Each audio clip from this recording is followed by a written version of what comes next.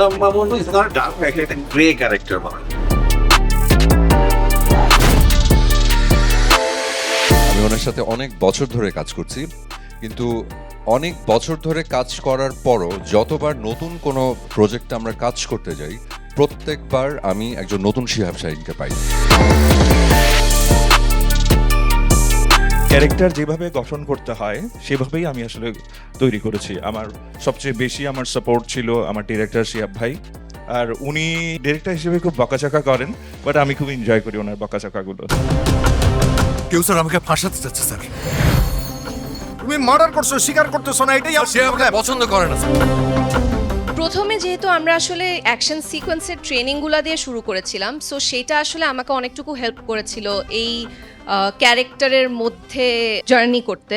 So সেটা একটা বড় হেল্প ছিল। কেউ আমাকে ফাঁসাতে চাচ্ছে রাহি, আমাকে জানতে হবে কে, কেন।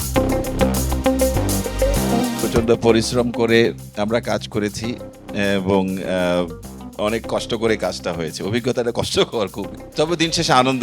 যে কোনো ভালো সৃষ্টি মানুষের জন্মই কষ্টের মধ্যে দিয়ে হয়। গাছের সব পাকা ফল সবচেয়ে উঁচু ডালের আগায় থাকে, ডালের আগায় না গেলে একটাও পাকা ফল পাবে না। একটা চরিত্র যখন তৈরি হয়ে যায়, সেটা তো একটা মানে বেসিক কিছু বৈশিষ্ট্য থাকে আসলে।